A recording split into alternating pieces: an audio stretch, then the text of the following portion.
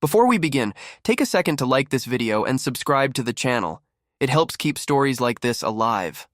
Ashford House did not echo with laughter, it murmured. The kind of restrained, carefully measured sound that only existed in rooms filled with power, money, and unspoken judgment. Crystal chandeliers spilled warm light over silk. Gowns and polished jewels, while servants moved silently between clusters of women, offering tea and delicate pastries as if performing a rehearsed ritual. This was London society at its most refined and its most merciless. Beneath the elegance lived an ecosystem built on reputation, inheritance, and the quiet destruction of those who no longer fit. Lady Eugenie Weatherstone knew this world well enough to survive it by staying invisible. She chose her seat with intention, near a tall window partially hidden by an oversized fern. From there, she could observe without being observed, attend without participating, exist without inviting scrutiny. Eugenie had perfected this art over the years. At 26, she was no longer young by society's standards, yet not old enough to be dismissed entirely. She occupied the most dangerous position of all, noticed just enough to be evaluated, but not enough to be valued. It had not always been this way. Once during her first season, she had drawn attention for the right reasons. Her darks, auburn hair, thoughtful gray eyes, and composed presence had set her apart from the louder debutantes. But attention is fragile. When her father's investments collapsed, taking the Weatherstone fortune with them, admiration evaporated overnight. London tolerated scandal. It despised financial weakness. Suitors disappeared. Invitations thinned. Conversations shifted from interest to politeness, from politeness to avoidance. The Weatherstones became what society pretended not to see. Eugenie understood the cost of pride, but she understood the cost of surrender even more.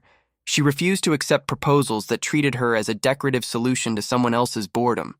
She also refused to indulge romantic fantasies when her family's roof leaked, their land deteriorated, and heirlooms quietly vanished from locked drawers to be sold without ceremony.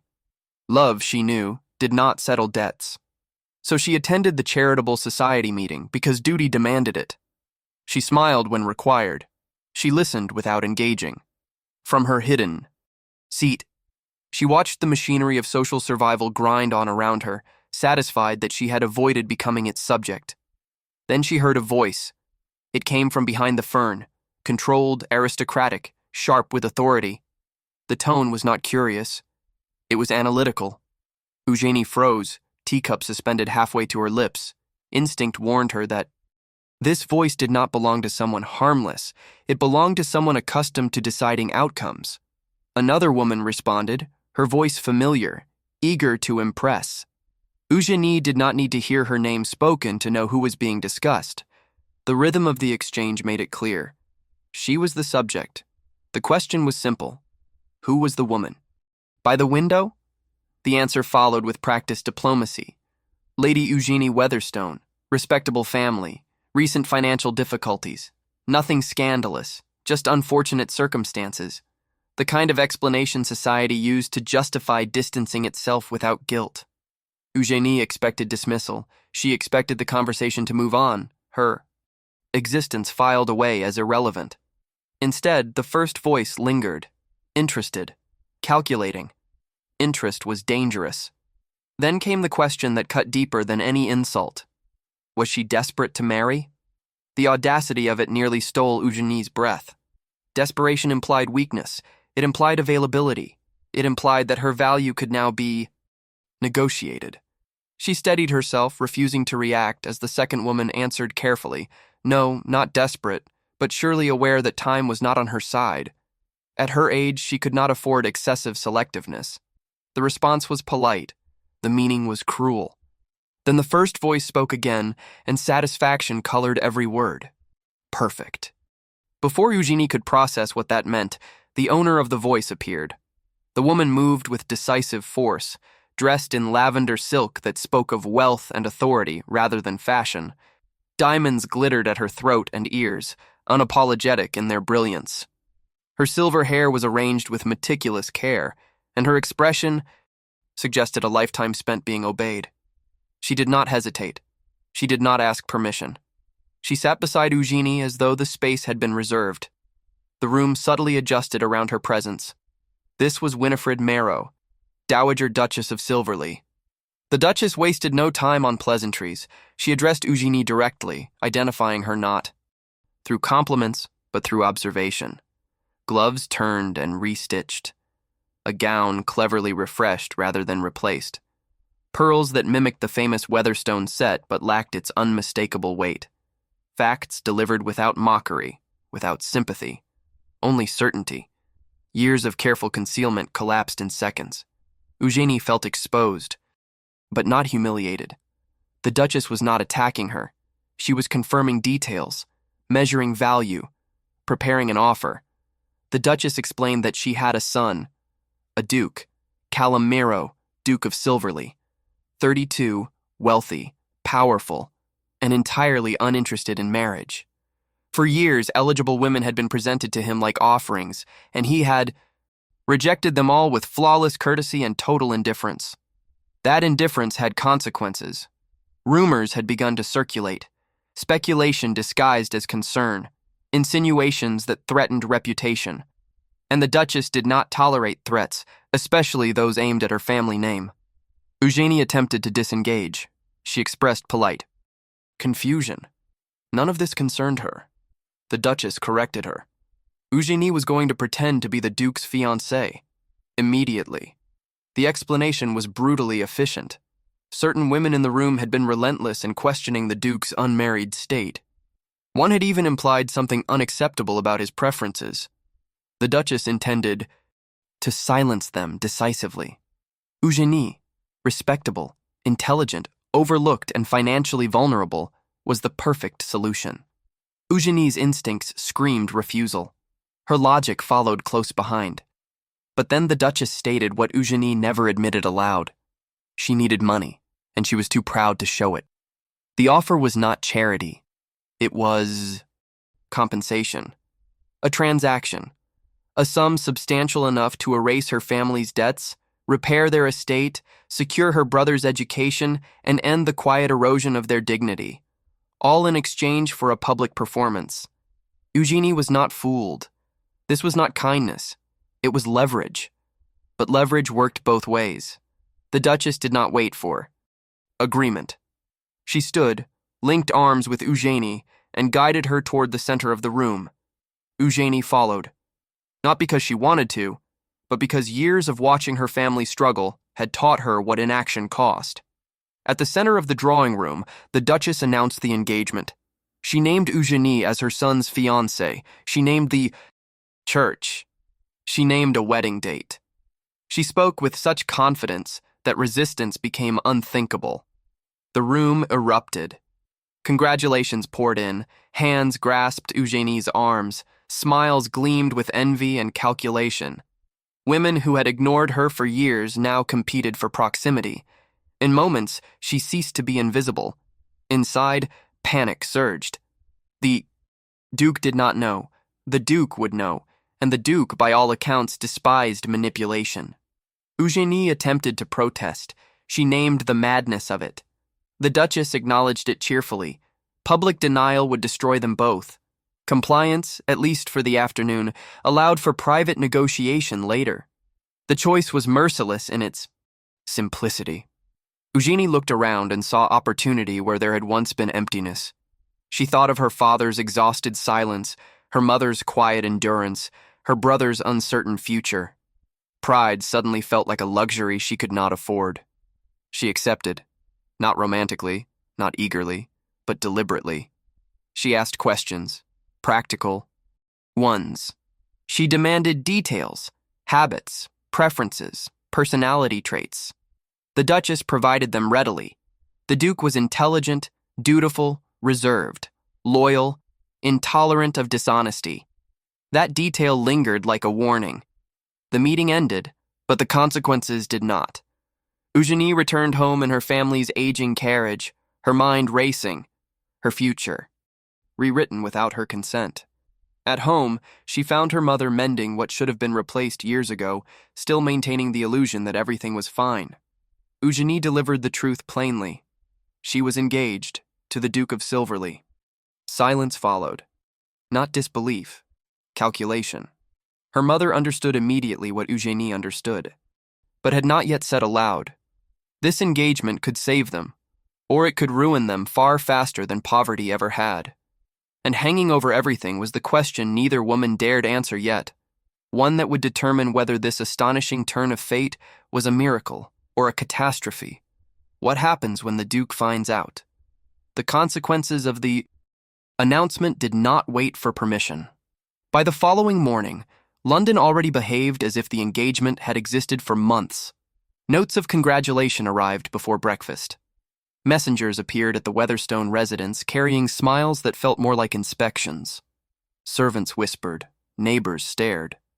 The city, which had ignored Eugenie for years, suddenly remembered her existence with alarming enthusiasm. Reputation moved faster than truth ever could. Eugenie felt it most clearly in the silence of her own home. Her parents spoke less, weighed every word more carefully, as if a single sentence spoken aloud might shatter the fragile possibility that had just been placed before them.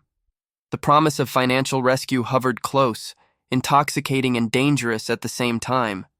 It was no longer theoretical. It was approaching rapidly, dressed in the authority of a duke who did not yet know he had been claimed. The realization arrived with brutal clarity.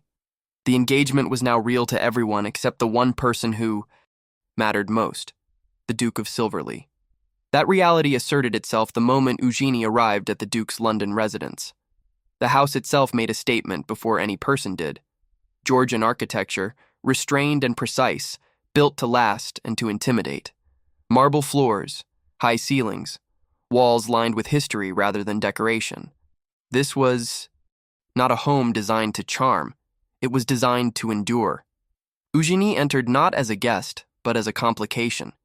The Dowager Duchess accompanied her, unbothered, composed, already victorious in her mind.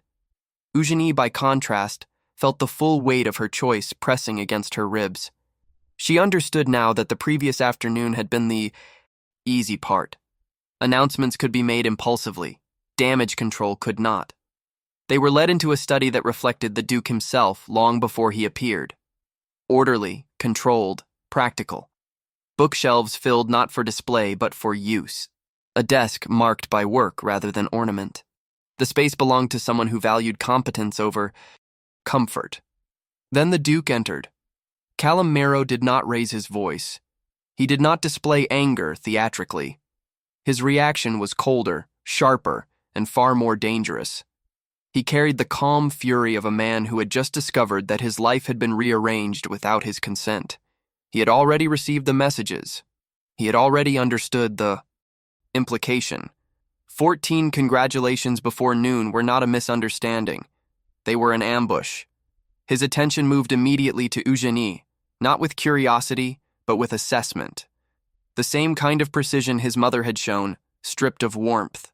He evaluated posture, expression, reaction speed. He saw a woman standing too still, too composed for someone supposedly caught up in romantic joy. That discrepancy did not go unnoticed. Eugenie understood in that moment that deception would not survive scrutiny. The only option was accuracy. She did not apologize. She did not perform confusion. She stated facts.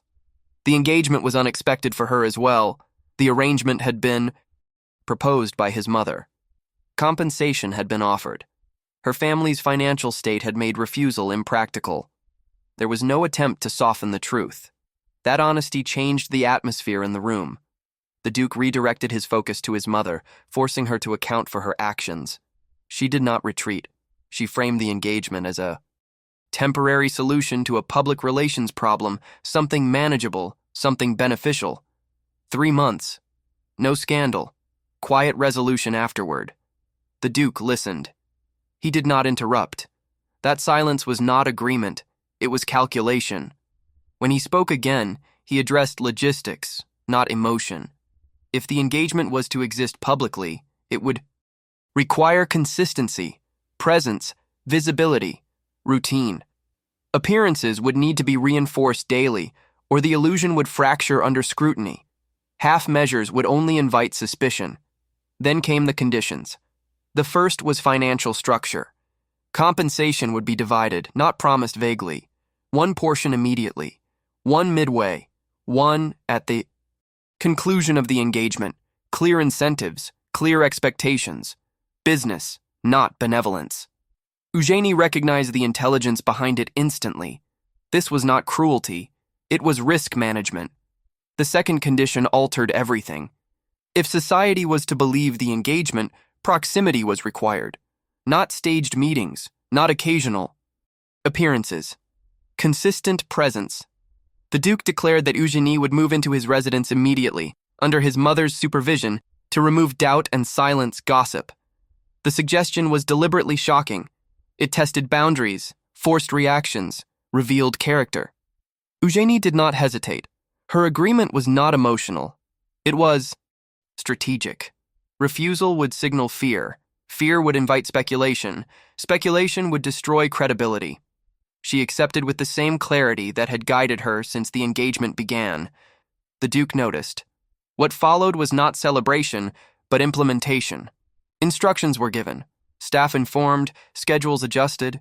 Eugenie's life shifted in the span of an hour from fragile independence to controlled exposure within one of the most powerful households in London. The first payment arrived at the Weatherstone estate that same afternoon.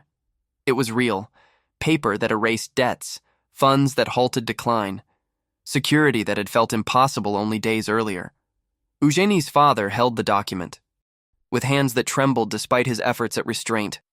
Her mother said nothing at all, which spoke louder than relief. Eugenie moved the next day. Her belongings looked small within the Duke's carriage. Practical dresses, well-used books, items chosen for durability rather than indulgence. She carried no illusions with her, only responsibility. The household received her with professionalism that bordered on skepticism. The housekeeper assigned her rooms traditionally reserved for family, not guests. The message was clear. This arrangement would be treated as legitimate until proven otherwise. The Duke maintained distance. Meals were punctual, interactions restrained, courtesy observed. With precision. There was no attempt at warmth, no performative affection behind closed doors. The separation between public fiction and private reality remained rigid. That rigidity, however, created its own tension. Publicly, the engagement solidified with alarming speed. Invitations arrived addressed to both of them. Whispers followed them. Through halls and drawing rooms, the Duke's presence beside Eugenie functioned like armor, shielding her from direct scrutiny while increasing curiosity tenfold. Privately, the routine established itself. Breakfasts taken at the same table, evenings spent in shared spaces without forced conversation.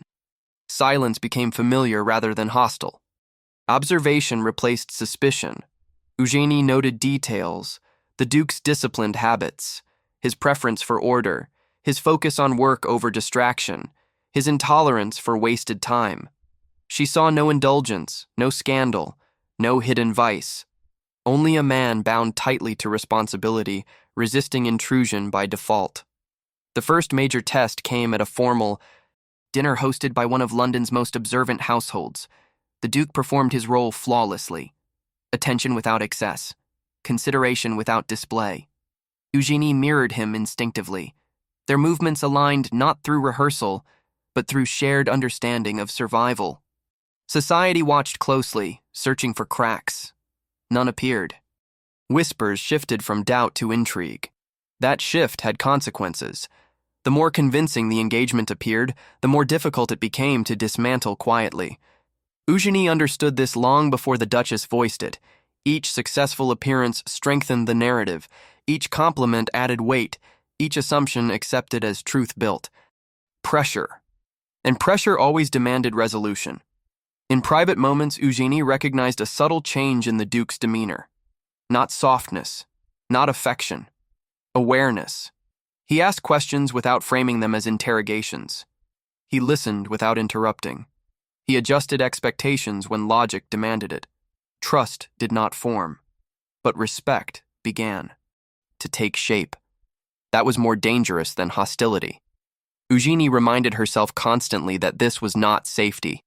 It was balance. And balance could collapse quickly if one misstep exposed the foundation beneath it. The arrangement had begun as a solution. It was becoming a structure. And structures, once built, rarely disappeared without leaving something behind. The transformation did not announce itself. It unfolded quietly, hidden inside routine. Weeks passed, and with each one, the engagement hardened into something society no longer questioned. Invitations no longer asked if Eugénie would attend. They assumed it. Her name appeared beside the Duke's on guest lists, correspondence, and whispered conversations. The fiction had gained momentum, and momentum, once established, became difficult to stop. Within the walls of the Duke's residence, life settled into a rhythm that felt dangerously natural. Mornings began with shared breakfasts taken at precise hours. Newspapers were read, schedules reviewed, and the day organized with a calm efficiency that left little room for chaos. Afternoons separated them. Callum absorbed in estate matters, parliamentary duties, and correspondence. Eugénie immersed in reading, charitable planning, or quiet observation of a household that ran like a disciplined organism. Evenings varied. Some demanded public appearances, others ended in silence. Shared across a library, each occupying separate chairs, each pretending not to notice the other's presence. The silence was no longer uncomfortable. That realization unsettled Eugénie more than hostility ever could have. Publicly, their performance was flawless. Callum mastered the details society expected: subtle attentiveness, measured concern, hand offered at the correct moment, a glance held just long enough to suggest intimacy without excess. Eugénie responded in kind, matching his pace, mirroring his restraint. To outside observers, they appeared balanced, composed, and increasingly convincing. Privately, something shifted. It began with conversation, not the superficial exchanges. Required at social functions, but genuine discussions that emerged naturally when neither was trying to perform. Philosophy surfaced first, then politics, then the practical realities of power and responsibility. Eugénie discovered that Callum's reputation for aloofness masked a mind constantly engaged with consequence. He spoke of reform not as an abstract ideal, but as an obligation attached to privilege. She listened, challenged, questioned, and was met not with dismissal but with engagement. He noticed that. Small details accumulated. Callum remembered how Eugénie took her tea. She remembered his aversion to unnecessary ceremony. He began placing books on her reading table without comment, volumes he suspected would interest her.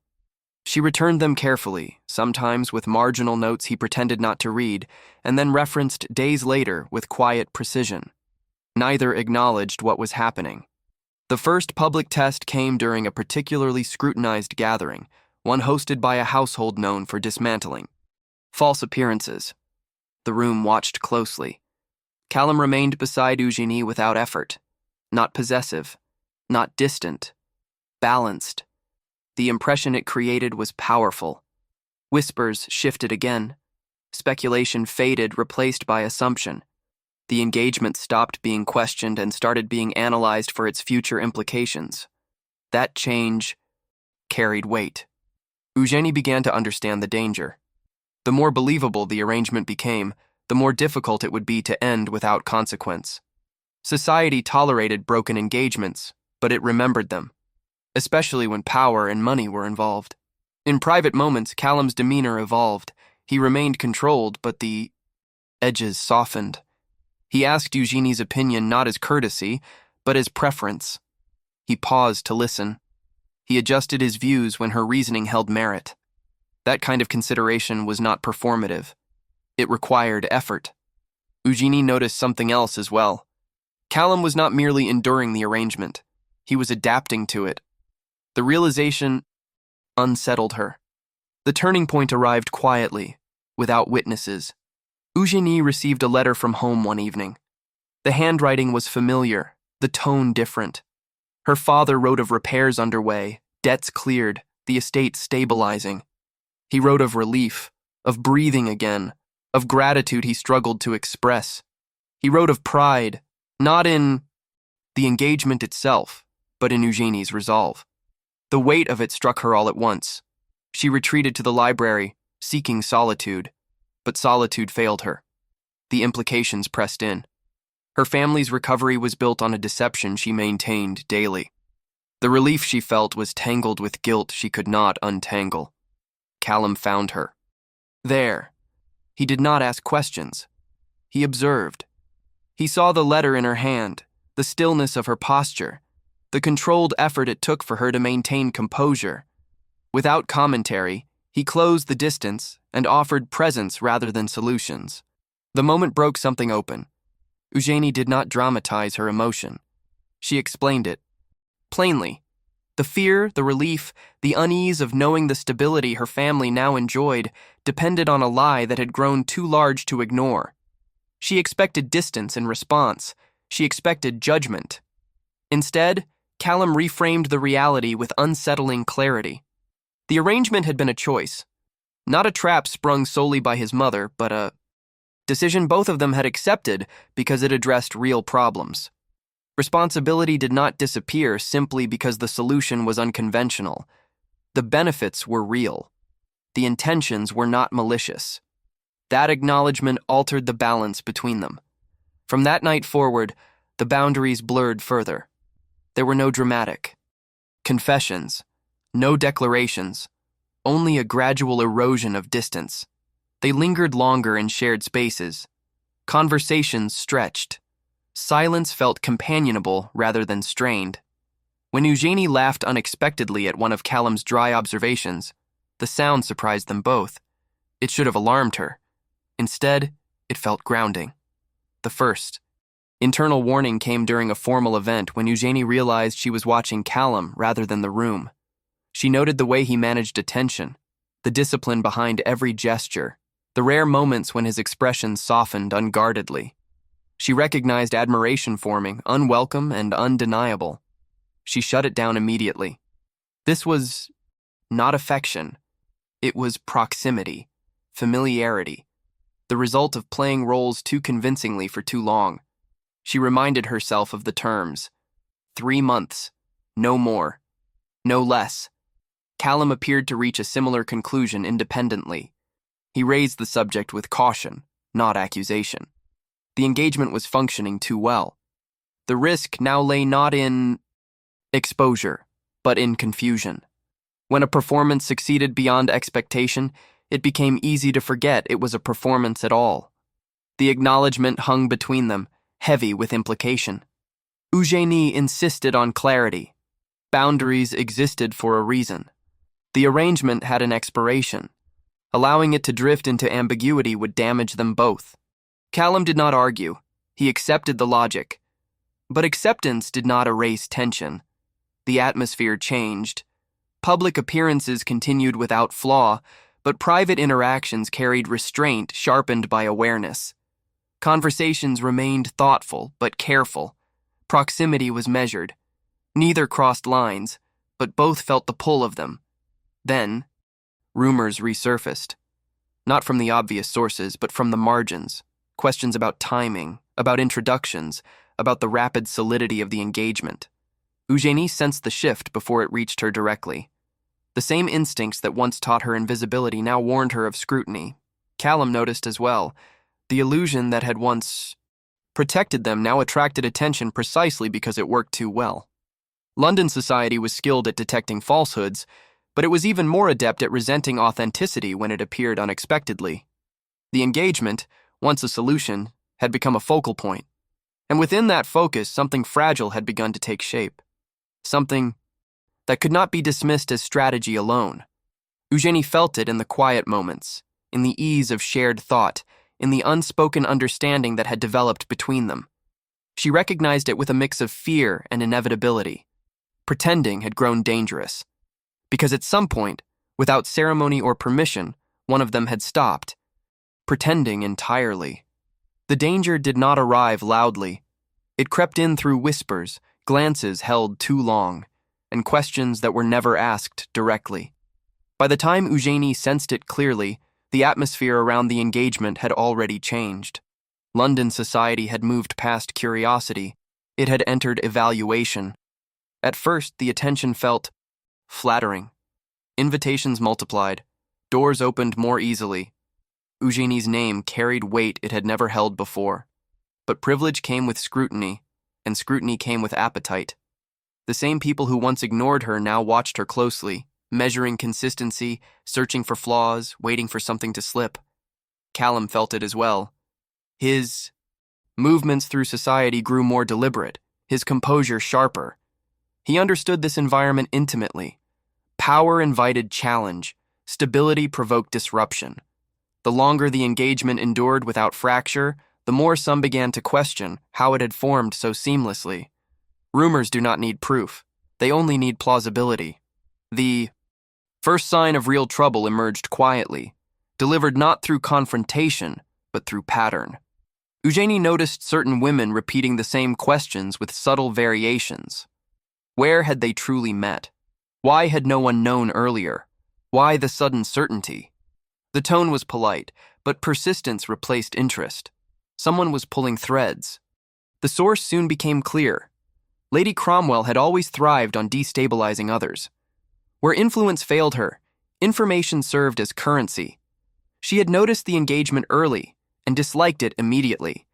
It disrupted plans she had not yet revealed, ambitions that had relied on the Duke's availability. She smiled politely in public while quietly assembling doubt. And she was thorough. She questioned servants, compared timelines, cross-referenced appearances. She searched for inconsistencies not because she knew the truth, but because she wanted one. Suspicion sharpened her focus, and focus yielded fragments.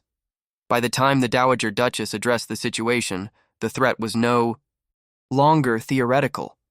Eugenie was summoned with urgency. The tone left no room for reassurance. Lady Cromwell was spreading suggestions that the engagement had been arranged for financial convenience, that Eugenie had maneuvered herself into position. That desperation, not affection, had motivated the union.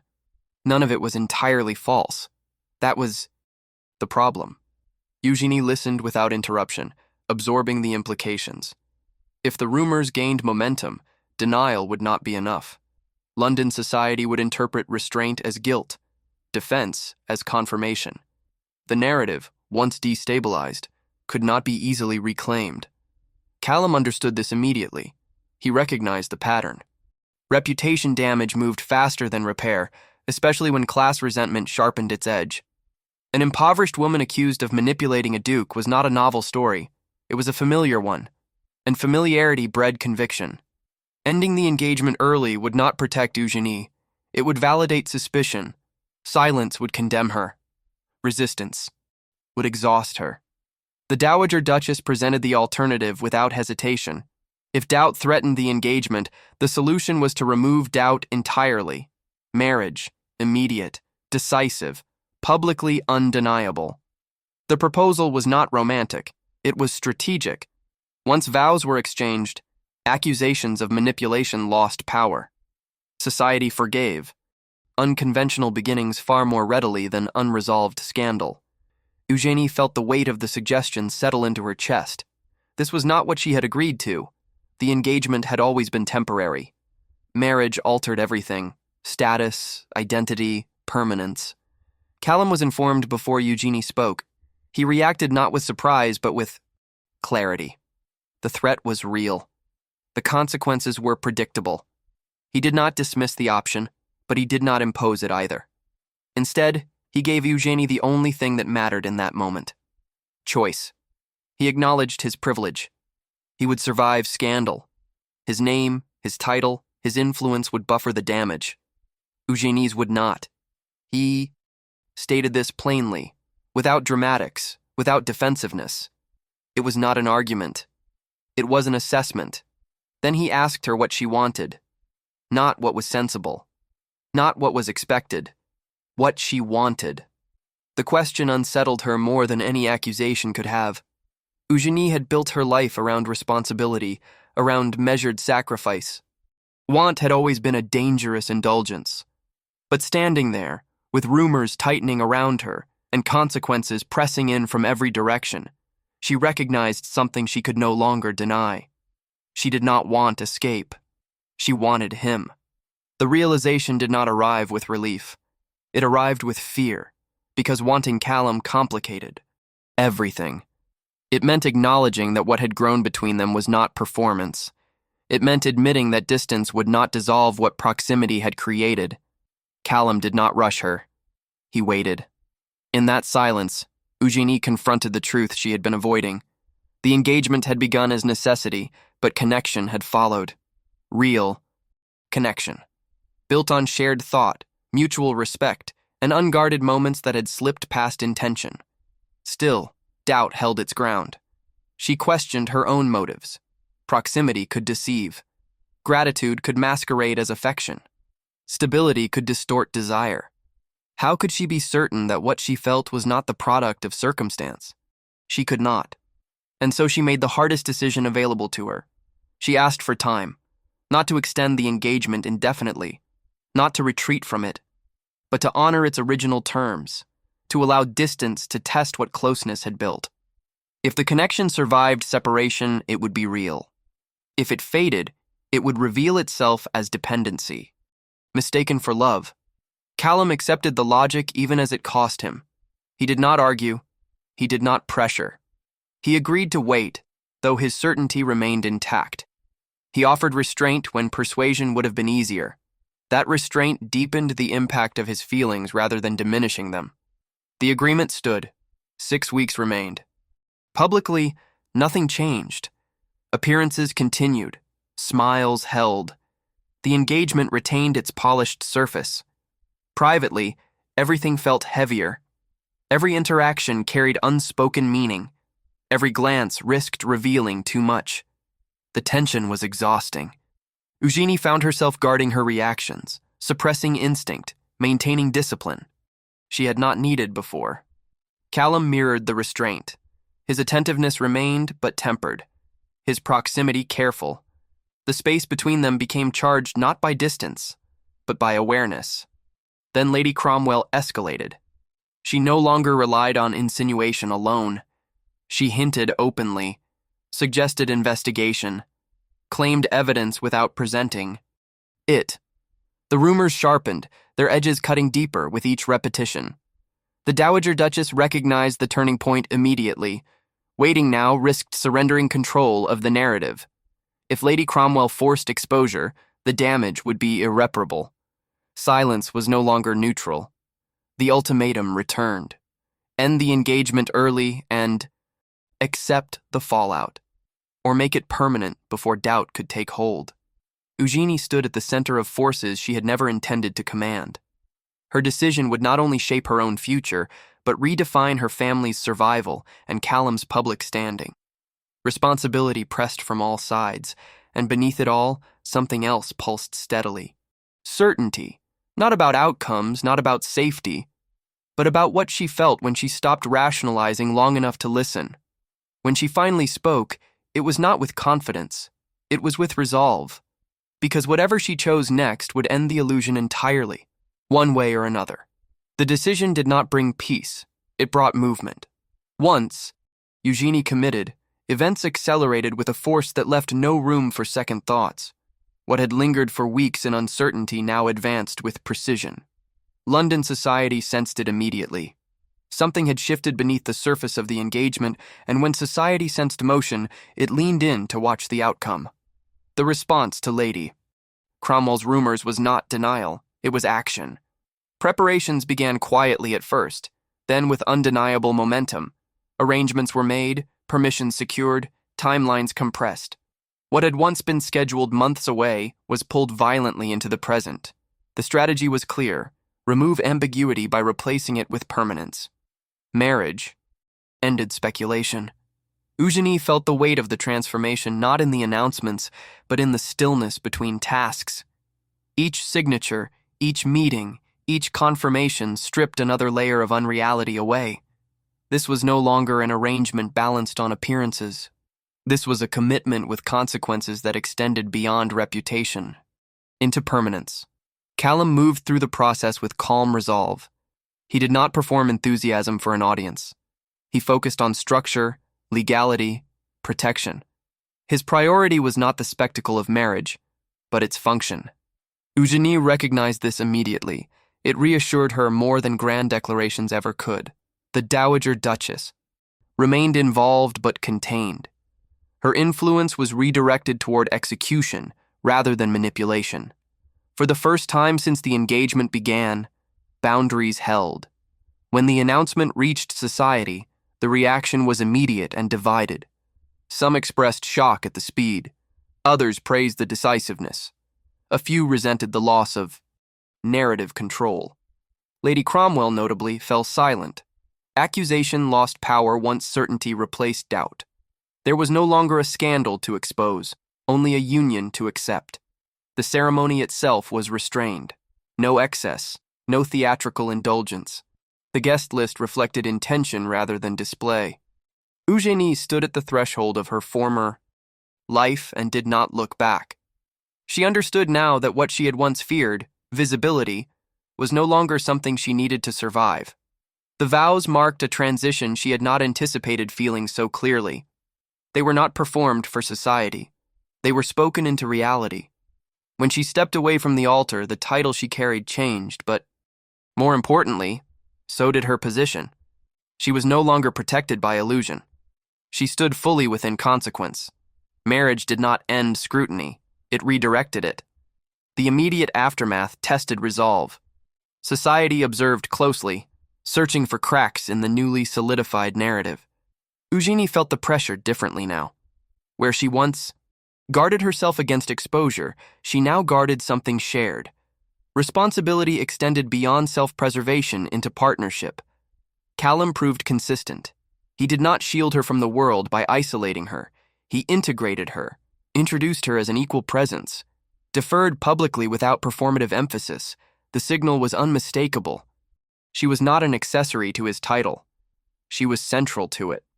That positioning mattered. It redefined how others engaged with her. The subtle dismissals vanished.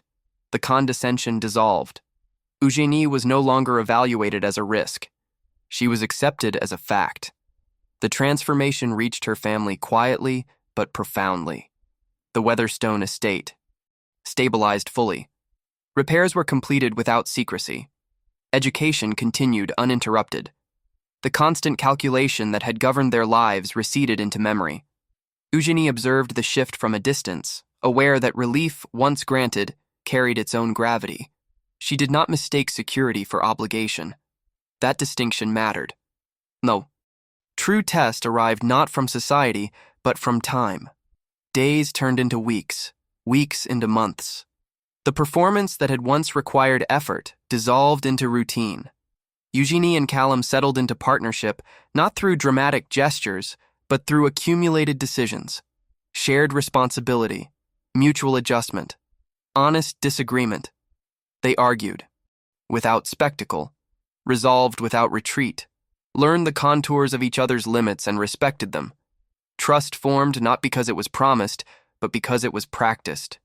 Public interest waned as novelty faded. London moved on to fresher narratives. Scandal sought new targets.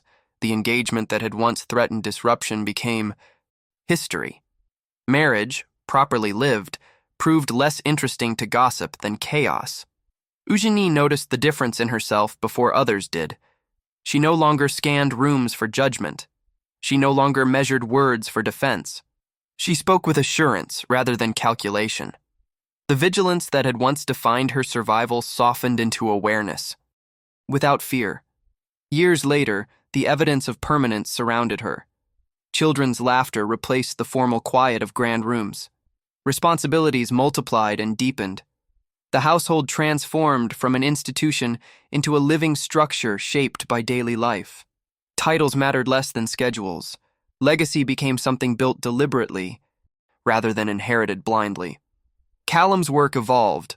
Reform initiatives progressed from theory to practice. Influence was exercised with intention. Eugénie contributed not from obligation, but from conviction. Education, access, and accountability became shared priorities. Their partnership extended outward, shaping not just a household, but a network of consequence. The past did not vanish. It contextualized. Eugénie remembered the woman she had been, the one who sat behind a fern to avoid notice. She did not judge her former caution. She understood it. Survival had required restraint. Growth demanded something else. The irony was not lost on her. What began as a lie had demanded truth, to endure. What began as necessity had required choice to become real. The engagement that threatened scandal had produced stability precisely because it refused to remain performative. The marriage that followed succeeded not because it erased its origins, but because it confronted them directly. And that confrontation reshaped everything. Even years later, when quiet moments allowed reflection, Eugenie recognized the unresolved nature of certainty. Life had not become predictable. Risk had not vanished. What changed was her relationship to consequence. She no longer feared being seen, because what stood beneath visibility was no longer fragile. It was built, and once built, it did not need to hide.